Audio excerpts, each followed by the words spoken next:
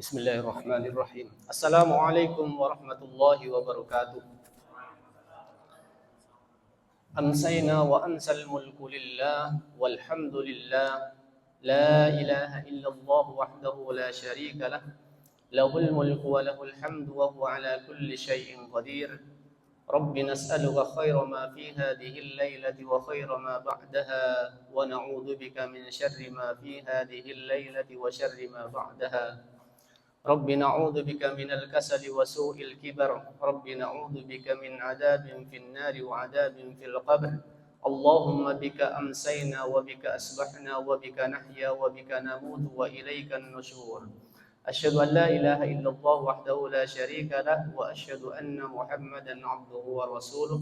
Allahumma shalli wa sallim wa barik wa karrim ala khatamil anbiya'i wal mursalin wa ala alihi wa ashabihi ومن دعا إلى الله بدعوته وجاهد في الله حق جهاده سبحانك لا علم لنا إلا ما علمتنا إنك أنت العليم الحكيم اللهم انفعنا بما علمتنا وعلمنا ما ينفعنا وارزقنا علما ينفعنا اللهم إنا نسألك علما نافعا ورزقا طيبا وعملا متقبلا أما بعد. Masyaallah muslimin, Bapak Ibu rahimakumullah, alhamdulillah bersyukur pada Allah Subhanahu wa taala.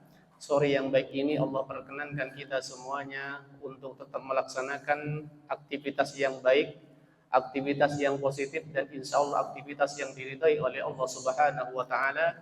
Selain kita bekerja untuk kebutuhan sehari-hari kita bisa melaksanakan ibadah kepada Allah Subhanahu wa taala. Dan wujud ibadah kita sore hari ini adalah sholat asar berjamaah, kemudian kita lanjutkan dengan ta'lim. Kita berharap mudah-mudahan apa yang kita laksanakan diridhai Allah Subhanahu wa taala. Masyaallah muslimin, mari kita awali kajian sore hari ini bersama-sama baca basmalah. Bismillahirrahmanirrahim. Untuk sore hari ini bab yang akan kita bahas tentang babu fil yaqini wat tawakkali, yaitu bab tentang yakin dan tawakal. Kita sudah membahas satu bab beberapa pertemuan sebelumnya berkaitan dengan sabar. Bab sabar sudah selesai, kita masuk ke bab berikutnya, bab tentang yakin dan tawakal. Dua hal ini sama-sama perbuatan batin, sama-sama perbuatan hati. Walaupun perbuatan hati biasanya akan tercermin dalam kehidupan nyata, tentang keyakinan dan juga tentang tawakal kita kepada Allah Subhanahu wa taala. Dua hal ini juga saling terpaut. Ketika seseorang yakin, insya Allah tawakalnya juga bagus. Sebaliknya, ketika keyakinannya kurang, juga tawakalnya juga kurang maksimal. Nah, pembahasan di sore hari ini kita akan bahas berkaitan dengan definisi. Kemudian juga kita akan bahas tentang ayat-ayat Al-Quran berkaitan dengan yakin dan tawakal, dan juga hadis-hadis Nabi SAW. Baik, kita akan mengawali pembahasan kita. Yang pertama, ada 4 macam keputusan hati, keputusan batin kita. Ya, kalau kita pikir-pikir itu ada minimal ada 4 ini. Bisa yakin, namanya yakin, bisa syak, bisa dzan, bisa waham. Kalau tidak yakin bisa syak, kalau tidak syak bisa dzan, kalau tidak dzan bisa waham. Ya. Sebenarnya ketiga-tiganya ini mirip, sama-sama tidak sampai pada status yakin. Ya, tidak sama-sama tidak sampai pada status yakin. Kalau yakin insya Allah semuanya sudah sama-sama kita ketahui. Misalnya saat ini kita telah melaksanakan sholat asar, kita sudah syarat rukunnya sudah pas, syarat rukunnya telah kita penuhi dengan baik, kita laksanakan dengan baik, maka kita yakin sholat kita sah. Yakin. Masyaallah muslimin rahimakumullah. Nah, yang nanti akan kita mungkin akan ada tambahan pemahaman berkaitan dengan 3 hal ini. Kapan dikatakan syak? Ya ragu, ini semuanya artinya ragu ya. Hanya tingkat keraguannya itu yang nanti akan kita bahas. Yang pertama yakin. Yakin adalah kemantapan hati tentang sesuatu dan tidak ada sedikit pun keraguan. Yakin benar atau yakin salah. Ini sudah tidak ragu berarti ya. Yakin halal atau yakin haram, berarti sudah tidak ada ragu. Yakin sah atau yakin batal, itu sudah tidak ragu namanya. Kita sholat, tadi saya contohkan, berarti sudah selesai, yakin sah. Tapi kalau misalnya dalam perjalanan sholat kemudian buang angin di pertengahan, yakin batal, nah, itu namanya yakin. Nah, kemudian yang berikutnya tentang dzan. Dzan itu adalah dua keadaan dan salah satu darinya lebih kuat dari yang lain. Namanya dzan. Ada yang lebih kuat antara satu sisi ada keyakinan, tapi di sisi lain itu ada keraguan. Contohnya misalnya, lebih yakin itu halal dari haramnya. Contohnya misalnya, kita makan misalnya ya. Makan kemudian ayam atau dagingnya beli di pasar. Sepertinya kita untuk mendapatkan kalimat yakin di dalam diri kita itu agak sulit. Kecuali kita tahu proses sejak awal. Ini proses penyembelihannya seperti apa, ya. Yang menyembelih itu siapa, ya. Sampai pada proses terakhir itu bagaimana. Selama kita tidak mempunyai ilmu tentang itu, kemungkinan besar kita masih belum sampai pada status yakin batin kita. Ya, berbeda dengan ikan ya. Kalau ikan tidak ada masalah. Ikan yang penting kita beli, karena ikan itu walaupun orang menangkap dalam keadaan sudah mati misalnya, kan tetap halal bagi kita. Al-hillu maitatuhu, di dalam hadis Nabi Shallallahu Alaihi Wasallam itu ada dua bangkai yang dihalalkan. Uhillat lana maitatan as-samak wal jarad. Ada dua bangkai yang halal bagi kita, yaitu ikan dan belalang. Jadi tidak ada yang diragukan proses itu. Ketika kita telah membeli ikan, kemudian kita masak, kita yakin itu halal 100%. Yakin itu. Tapi kalau daging ya, belum tentu kita yakin 100% bahwa itu benar-benar daging yang halal. Bisa saja ada keraguan itu. Ini jangan-jangan cara penyembelihannya kurang tepat. Ini jangan-jangan yang dijual daging bangkai. Kan banyak kategori bangkai ya. Kategori bangkai bisa saja disembelih, tapi kemudian prosesnya kurang syar'i, bisa saja di sana ada kategori bangkai. Atau mungkin saja sesuatu yang sebenarnya sudah mati, kemudian masih dipaksakan untuk dijual bangkai. Bapak rahimakumullah, makanya ketika ada yang semacam itu, Nabi itu memerintahkan ketika ada orang ragu, misalnya ini jangan-jangan yang nyembelih tidak membaca basmalah. Maka Nabi memerintahkan, maka bacalah basmalah sebelum memakannya.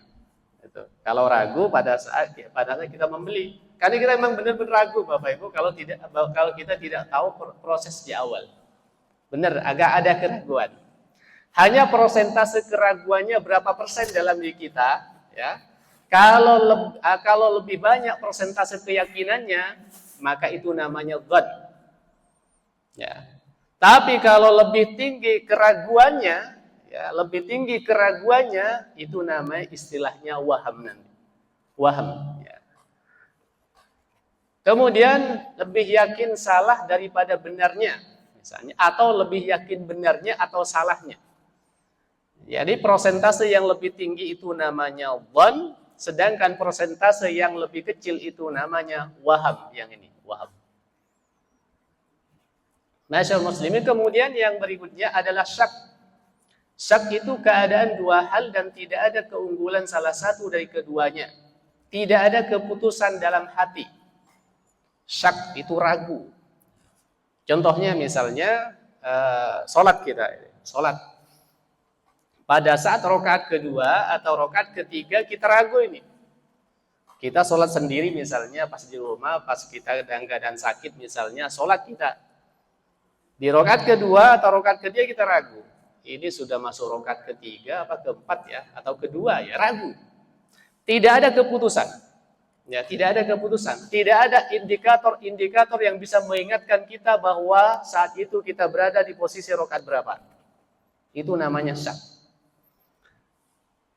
Berbeda dengan keadaan ketika kita analisa sambil menganalisis ya dalam sholat kita, ini sepertinya rakaat kedua ya. Tadi membaca surat ini, rakaat pertama membaca surat ini. Nah, kemudian ada indikator misalnya, ada indikator ada satu ada sedikit keyakinan bahwa saat itu ada di rakaat kedua atau ketiga. Nah, itu namanya bukan syak lagi. Bukan syak lagi kalau sudah kita bisa menganalisa, dan analisa itu ada indikator-indikator yang meyakinkan kita. Nah, kalau kondisi syak, ragu, tidak bisa memutuskan itu, kalau kondisi sholat, kalau Nabi SAW memerintahkan kepada kita, maka pilihlah rakaat terkecil. Misalnya kita ragu 2 apa 3 ya, maka pastikan itu rakaat kedua. Kalau ragu rakaat ketiga atau rakaat keempat, maka anggaplah itu kita sedang rakaat ketiga. Itu perintahnya Nabi. Kalau syak, kalau ragu. Tapi nanti terakhir harus sujud sahwi. Terakhir harus sujud sahwi, itu namanya syak. Masyaallah muslimin rahimakumullah, demikian pula dalam kehidupan sehari-hari bisa saja kita akan mendapatkan yang namanya syak ini, ragu, 50-50 itu, 50-50 itu ya. 50-50. Ya, ini tidak jelas sahnya, tidak jelas batalnya. Masyaallah muslimin, sama dengan kondisi-kondisi tertentu, misalnya Bapak Ibu saat ini sedang misalnya beberapa jam sebelumnya sudah berwudu. Kemudian saat mau asar itu kita ini sedang ragu, tadi sudah batal apa tidak ya?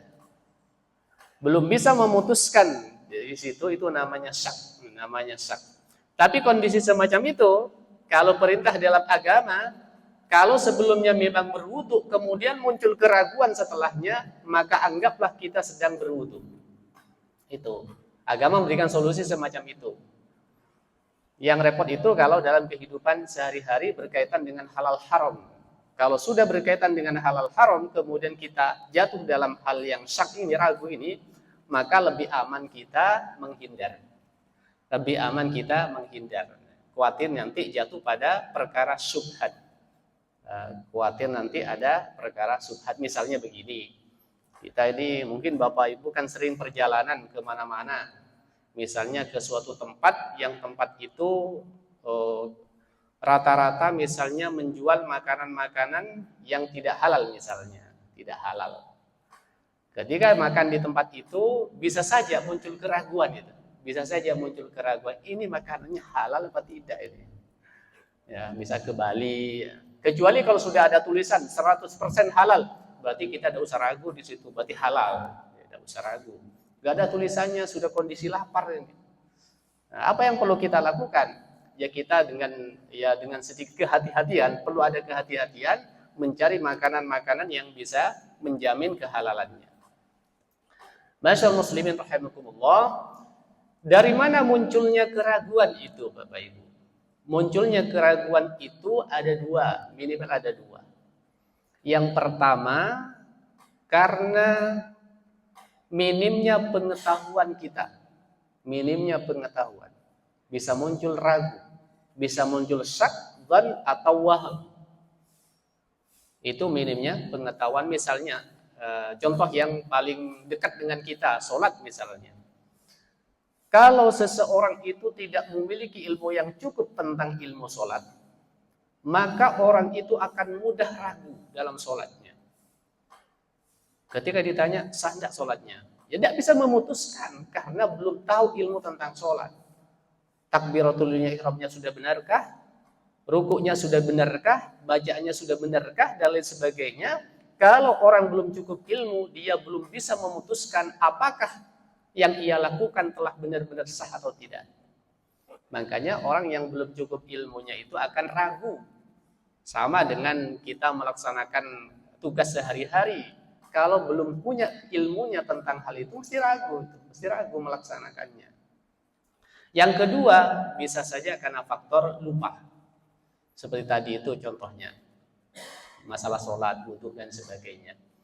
Dzan itu lawannya adalah waham. Tadi kita sudah contohkan, meyakini sesuatu namun ada keraguan atau meragukan sesuatu tapi ada keyakinan. Misalnya, satu sisi 60% dan sisi lain 40%.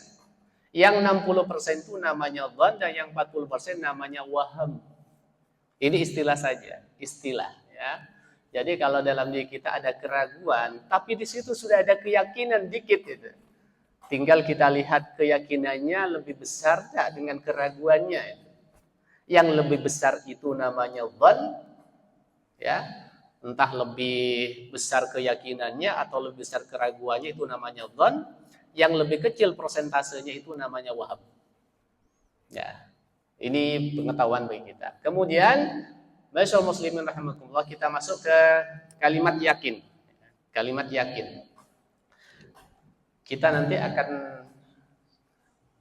membahas bersama-sama sampai sekitar jam setengah 4 ya. Setengah 4. Kalimat yakin di dalam Al-Quran ada beberapa tempat. Yang pertama di dalam surat An-Naml.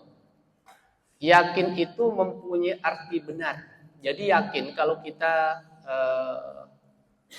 sebelum kita mengertikan apa sih artinya yakin itu, kita bisa lihat kontekstualisasinya. Kontekstualisasinya disandingkan dengan kalimat-kalimat sebelumnya.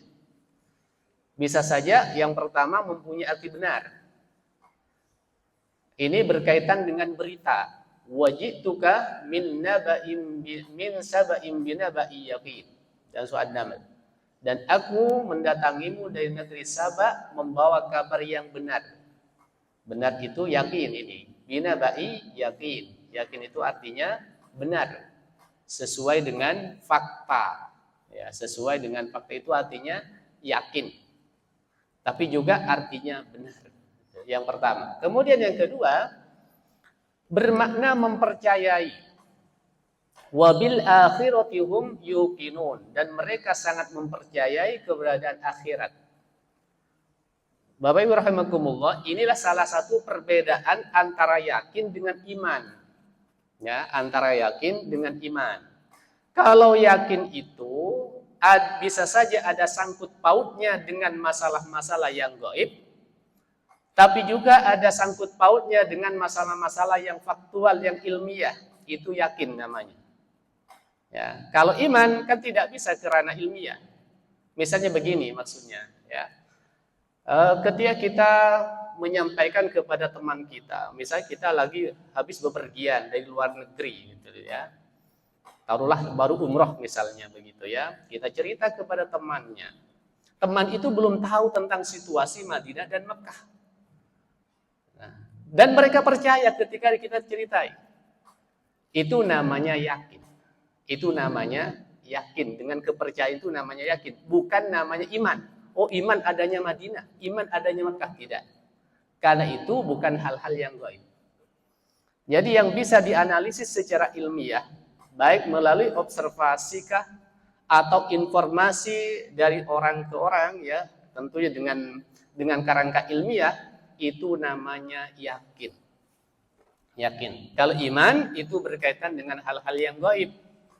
Misalnya tentang alam kubur, tentang alam akhirat, tentang surga, tentang neraka dan lain sebagainya, itu namanya ranah iman. Yang tidak bisa dianalisis langsung secara dengan kerangka ilmiah. Misalnya kerangka ilmiah itu kan wawancara dan lain sebagainya itu ya. Misalnya apalagi observasi, wah tidak bisa. Observasi alam kubur nggak bisa. Ya. Karena itulah ada perbedaan yakin dan iman. Kalau iman itu khusus yang persoalan masalah gaib, dan masalah gaib itu berdasarkan informasi-informasi dalil yang sah, baik hadis maupun ayat. Ya, validitasnya melalui ayat dan hadis.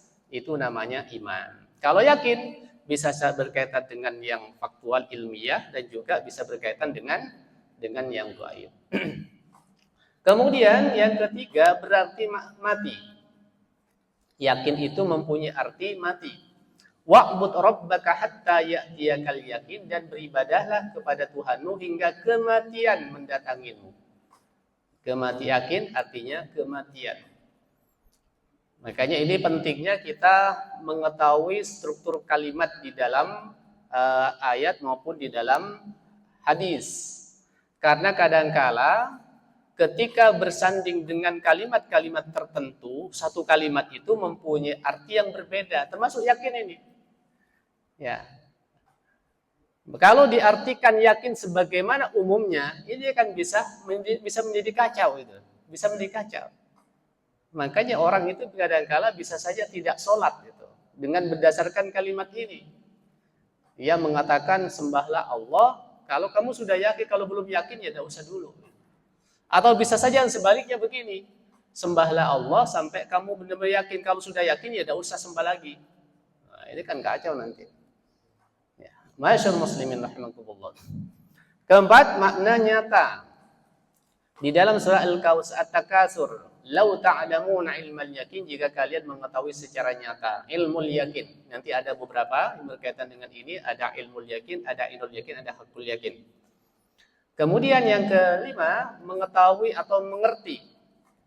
Ini hampir sama dengan yang pertama. Tidaklah mereka membunuhnya atas dasar pengetahuan, yakina. Baik, masyaallah muslimin rahimakumullah, kita masuk ke 3 bentuk yakin. 3 bentuk yakin, ada ilmul yakin, ada ainul yakin, dan ada hakul yakin. Yang pertama, ilmul yakin itu huwa ma 'allamu bis-sima'i wal khabar wal qiyas wan nazar.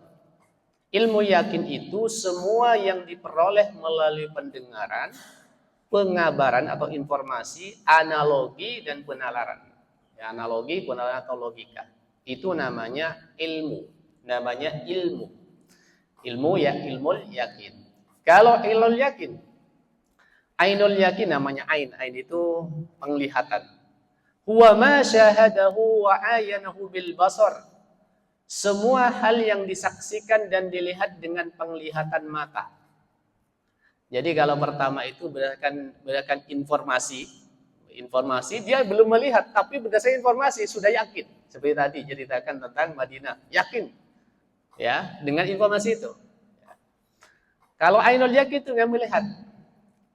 Misalnya tadi yang diceritakan juga berangkat umroh kemudian hari misalnya. Dia selain mengetahui, selain dapat informasi juga melihat langsung ke situ. Itu namanya ilmul yakin. Keyakinannya dibangun dengan melihat. Kemudian hakul yakin itu merasakan. Wa ma basyarahu wa wajadahu wa daqahu wa arafahu bil i'tibar. Hakul yakin itu semua yang disentuh, didapati, dirasakan dan diketahui melalui pengalaman sendiri secara nyata. Ya, secara nyata ini namanya hakul yakin. Kalau kita lihat mana yang paling kuat, ya hakul yakin. Karena hakul yakin itu sampai pada merasakan. Kalau ainul yakin itu dengan melihat. Ya, tentu lebih kuat yang kedua adalah ainul yakin karena melihat sendiri. Ya. Adapun keyakinan yang paling rendah dari semua keyakinan ini adalah ilmul yakin berdasarkan ilmu. Ilmu hanya melalui informasi yang masuk. Informasi yang masuk kepada dia. Itu namanya ilmul yakin. Nah, ilustrasinya begini, ilustrasinya ini. Nah, ini. Api itu panas. Ilmu yakinnya mendapatkan informasi tentang keyakinan bahwa api itu panas. Misalnya, taruhlah kita belum tahu lah tentang api. Gitu. Hanya dapat cerita-cerita, api itu panas. Yakin kita. Gitu. Kemudian yang kedua, ilmu ainul yakin. Keyakinannya kemudian meningkat dengan dia melihat. Misalnya, ia melihat api membakar benda tertentu atau mengenai orang. Misalnya hanya melihat, oh ternyata benar panas itu, ternyata dia bisa membakar benda dia. Nah, ada yang ketiga yang paling tinggi hakul yakin. Hakul yakin ia tersentuh atau menyentuhkan tangannya ke api. Bener lah itu api panas itu, disentuh. Oh iya benar panas. Itu sudah hakul yakin namanya. Kalau nggak percaya api panas coba aja itu ya. Tapi kan semuanya insya Allah sudah hakul yakin karena sudah pernah merasakan dulu masih kecil mungkin agak agak nakal-nakal dikit itu ya. Gak boleh sama orang tuanya masih maksa. Panas, akhirnya merasakan. Akhirnya hakul yakin tentang api itu. Baik, ini definisi beberapa hal berkaitan dengan yakin. Kita masuk ke tawakal dikit ya, sebelum kita masuk kepada hadis-hadis dan ayat-ayat Al-Quran berkaitan dengan dua hal itu. Tawakal itu, masyaallah muslimin, berarti menyerahkan, mempercayakan dan mewakilkan urusan kepada Allah Subhanahu wa taala dengan tujuan untuk mendapatkan kemaslahatan dan menghilangkan kemudaratan.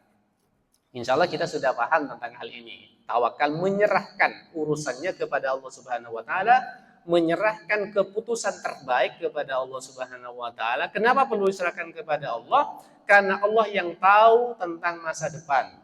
Karena Allah yang tahu tentang besok, lusa, minggu depan, tahun depan, dan sekian tahun yang akan datang. Sedangkan kita tidak tahu. Apa yang akan terjadi nanti kita tidak tahu. Karena itu setelah kita melaksanakan sesuatu, kita pasrahkan saja kepada Allah dengan istilah lainnya tawakal. Berserah diri kepada Allah dilakukan setelah orang muslim telah melaksanakan ikhtiar dengan maksimal. Menyerahkan kepada Allah setelah ikhtiar, setelah ada usaha. Kalau belum usaha, ya namanya bukan tawakal, pasrah bongkoan namanya. Pernah satu kejadian ditegur oleh Nabi SAW ketika seorang sahabat itu membawa seekor unta, ditanya, mana untanya? Saya sudah pasrah kepada Allah Rasul, saya lepas unta itu.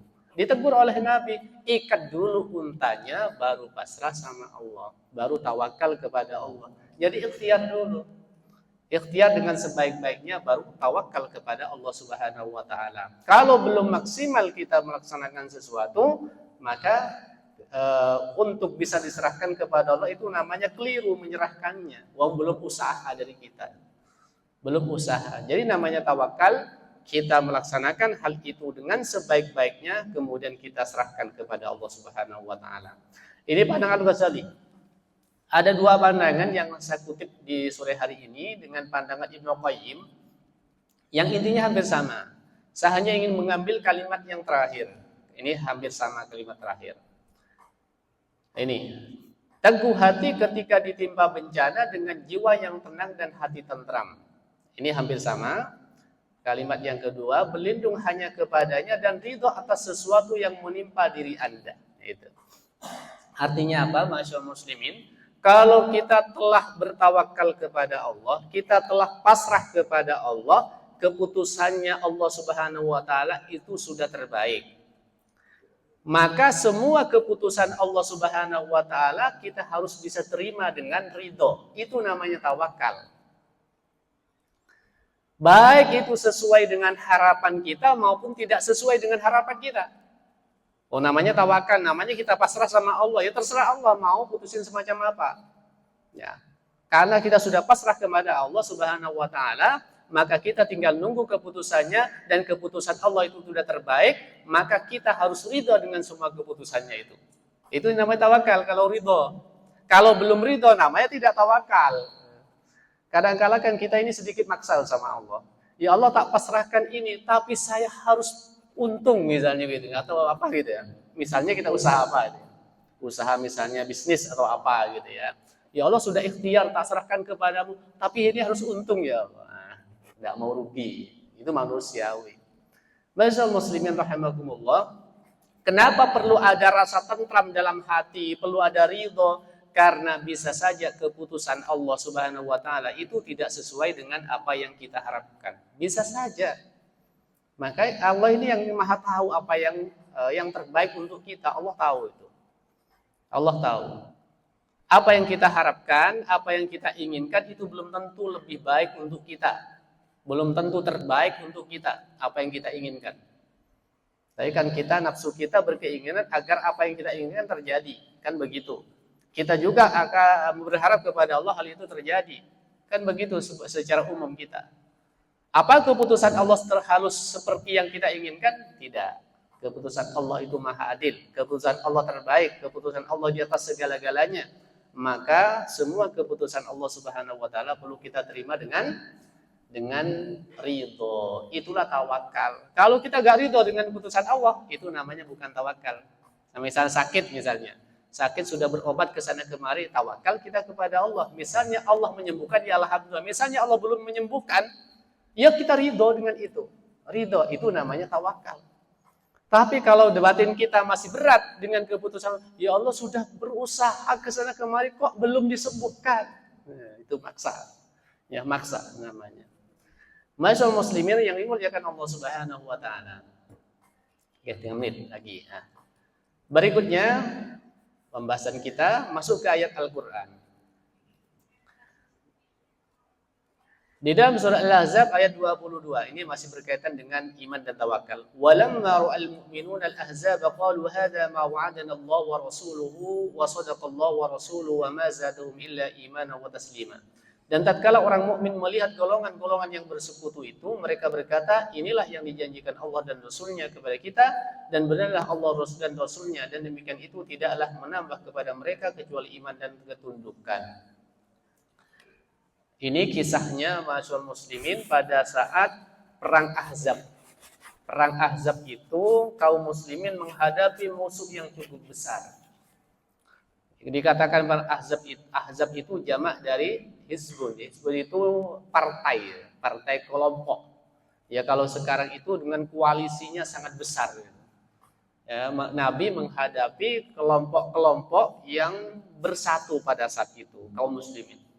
Dan benar-benar kaum muslimin itu harus mencari cara bagaimana bisa menghalau minimal, bisa menghalau serangan orang-orang atau orang-orang kafir itu, yang Ahzab itu dari beberapa kelompok yang menjadi satu. Ketika terjadi yang semacam itu, masyaallah muslimin rahimakumullah, sebagai orang yang beriman, wa ma zadahum illa imana. Tidaklah mereka bertambah kecuali keimanan kepada Allah Subhanahu wa taala. Ya, akan bertambah keimanan ketika dihadapkan pada satu tantangan. Ini cirinya orang beriman, ada keyakinan di dalam batinnya, ketika diberi satu tantangan dalam hidupnya, yang akan bertambah adalah keimanan.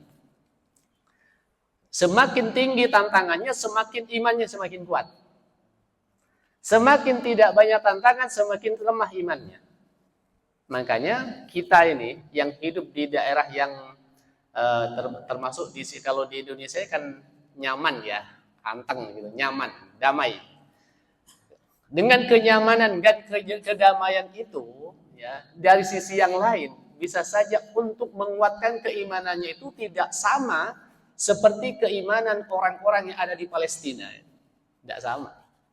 Anak-anak kita dengan anak-anak Palestina itu keimanannya jauh lebih bagus keimanannya anak-anak Palestina. Kenapa? Karena setiap hari dihadapi tantangan yang berat. Tantangannya cukup berat. Ya, anak-anak kita kalau berbicara keimanan ya, bisa saja keimanannya itu lemah. Kenapa? Tantangannya tidak berat. Tantangannya tidak berat, apalagi zaman sekarang ya. Zaman sekarang dengan berbagai macam media, dengan berbagai macam suguhan, dengan bermacam perlakuan, bisa saja keimanannya tidak sekuat mereka-mereka yang setiap waktu menghadapi tantangan seperti daerah Palestina itu. Jangankan anak-anaknya, ya kita sendiri mungkin juga tidak sekuat mereka-mereka yang ada di sana. Tapi bukan berarti kalau begitu besok-besok cari tantangan, tidak begitu juga. Tetap kita mengharapkan kehidupan nyaman, tentram, damai, tetap keimanan kita bangun dengan cara-cara yang lain, tidak selalu dengan cara-cara menghadapi tantangan-tantangan yang berat. Kenapa? Khawatir kita nggak mampu, ya, menghadapi yang cukup berat. Kalau nggak mampu kan imannya bisa jadi korban. Masyaallah muslimin, itu yang bisa kita bahas di sore hari ini. Insya Allah yang akan datang masih kita akan bahas berkaitan dengan iman dan tawakal. Pesannya kemarin ya, kajian kita cukuplah maksimal setengah jam, tidak harus sampai jam 4. Kalau sampai jam 4 ya, kelamaan juga duduk ya, dan juga masih banyak pekerjaan yang lain yang harus Bapak Ibu selesaikan. Saya kira itu yang bisa kita bahas, kurang lebihnya mohon maaf. Nasrun minallah wa fatmun qarib wa basyiril mu'minin. Kita akhiri dengan penutup majelis. Subhanakallahumma wa bihamdika asyhadu an la ilaha illa anta astaghfiruka wa atubu ilaik. Assalamualaikum warahmatullahi wabarakatuh.